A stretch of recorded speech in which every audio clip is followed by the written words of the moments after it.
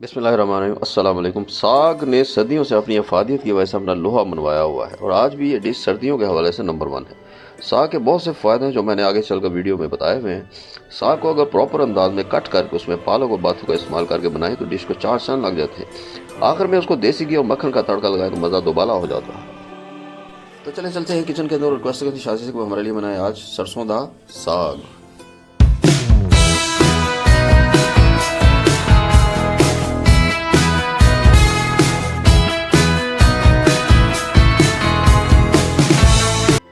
तो हमने ले लिया 1.5 किलो साग, 1 किलो पालक, 1 पाव हमने लिया है जी बाथू और कुछ हमने लिए हैं ये आधा पाव के करीब हरी मिर्चें। तो इससे हम बनाते हैं जी साग।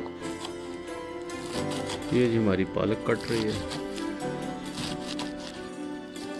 ये हमारा साग कट रहा है जी। ये आप देख रहे हैं ये हमने काटा हुआ साग। ऐसे भी काटते हैं, दो तरीके से कैसे काट लें, ऐसे काट दरांती से भी काट लेंगे, देहातों में दरांती काट।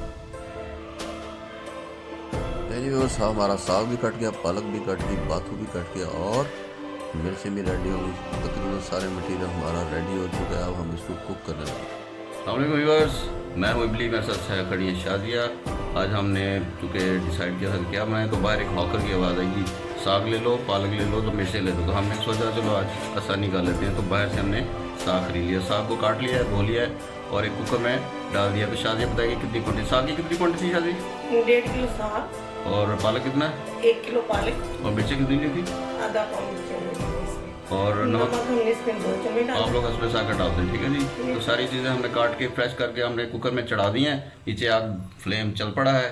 कुकर में काट के साग डाल दिया ना, तो अगर कुकर आपका फुल हो गया है तो कुकर को आपने बंद नहीं करना, उस साग को थोड़ा सा गलने देंगे ताकि वो नीचे हो जाए।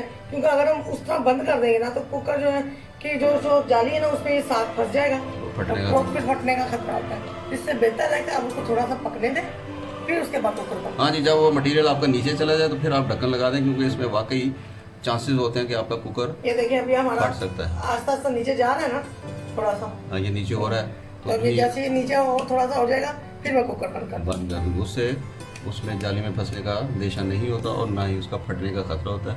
तो आपने प्लीज़ ये टिप को आपने पल्ले से बांध लेना है और याद रखना है।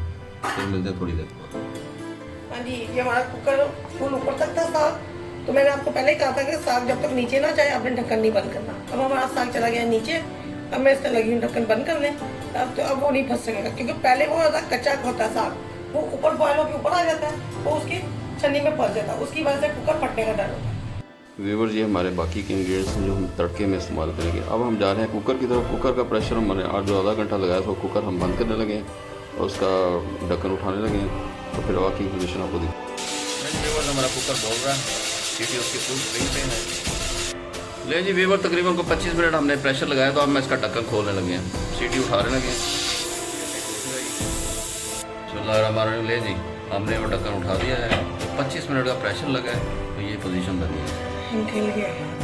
साग तकरीबन हमारा गल गया है। अभी हम इसका ना जो पानी है ना स्टेन कर लेंगे। ले जी व्यूअर्स, हमने स्टेन कर दिया सारा पानी। अब हम इसको या तो ग्राइंड कर लेंगे या हम इसको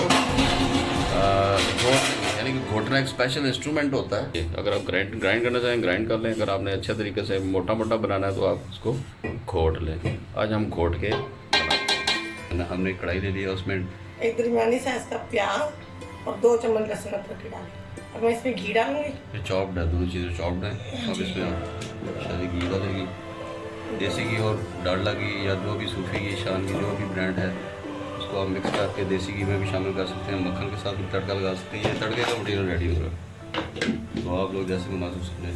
हमने घी डाल दिया, कुछ देसी घी और मक्खन भी शामिल कर देंगे। तो ये हमने डाल दिया।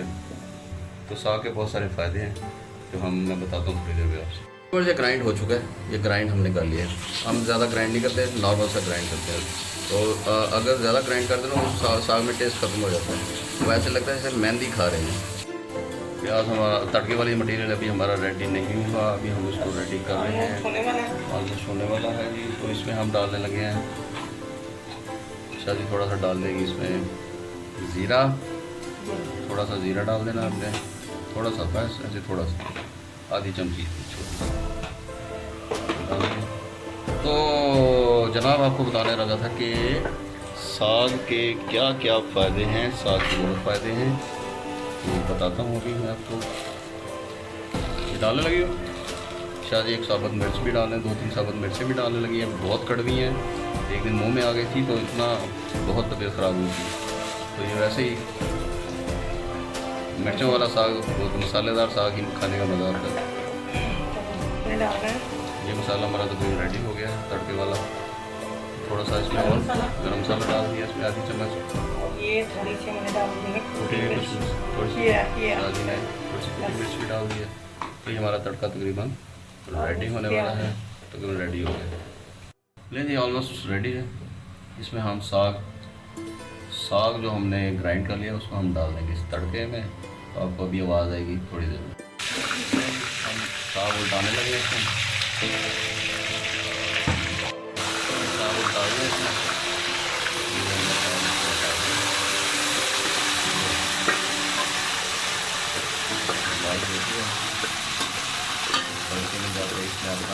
रिएक्शन दिखा है।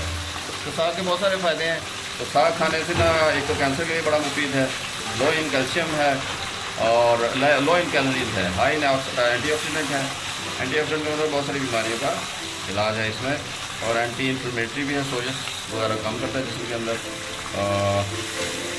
ये कैंसर में तो बहुत मुफीद है। ब्लड कौन सा कैंसर है जी? ब्लैडर का, कोलोन का और ब्रेस्ट कैंसर में बड़ा मुफीद है ये। और ये इसकी जो खसीयत है ना वो ये बॉडी को गर्म रखता है, क्योंकि ये सर्दियों की आइटम है, इसलिए अल्लाह मियाँ ने हमारे बॉडी को गर्मी बचाने के लिए ना इसको पैदा करवाया है। तो इसमें बहुत सारी कैल्शियम भी होता है, phosphorus, magnesium, B1, B2, B6, C और विटामिन A, ये काफ़ी मिकदार में इसमें पाया जाता है। और रात में कोशिश करें रात को ना खाया करें। और तहकीक के मुताबिक कसरत से इस्तेमाल करने से किडनी में स्टोन पैदा होता है, नहीं पैदा करता है ये नॉर्मली या हफ्ते में 1 दफ़ा खाने उतना बेहतर है। तो पालक में बहुत सारा फोलिक एसिड होता है, उसमें क़ुव्वत मुताबिक बहुत ज़्यादा होती है, तो बालों के लिए मुफीद है, स्किन के लिए बहुत ज़्यादा, शुगर कंट्रोल करती है। तो इसमें भी विटामिन A, C और K1 काफ़ी मिकदार में कैल्शियम, फोलिक एसिड भी पाया जाता है। हमने बाथू भी शामिल किया है, इसे बाथुआ भी कहते हैं और पिग बीट भी कहते हैं। इसमें काफ़ी मिकदार में अमीनो एसिड पाया जाता है जो हमारे सेल्स को रिपेयर करता है। काफ़ी फ़ायदे होते हैं इसके, कब्ज़ जो है वेट लॉस करता है, खून साफ़ करता है, हमारे बालों, आँखों, दांतों के लिए काफ़ी मुफीद है। तो बहुत अच्छी चीज़ है, हफ्ते में 1 बार ज़रूर इस्तेमाल करें। रेसिपी हमारी रेडी हो गई है, साग हमारा रेडी है। तो इसको हम थोड़ी देर में डिश आउट करेंगे। टेबल सेट किया है, हमने साइड पे कर दिया है, तो दूसरी तरफ हम रोटी बना लेंगे और टेबल से जाते हैं। ये है साग, ऐसे बनाते हैं साग असल में, किसी को बनाना आता है साग। इसको थोड़ा गार्निश कर लेते हैं ऐसे कोरिएंडर से, ये शादी इसमें आखिरी है।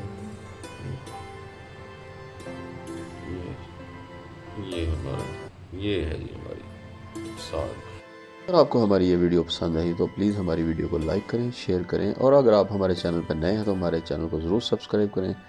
तो फिर मिलते हैं किसी अच्छी सी बूम्बास्टिक सी ज़बरदस्त सी रेसिपी के साथ। मुझे और शादी को तब तक के लिए इजाज़त दीजिए। अल्लाह हाफ़िज़।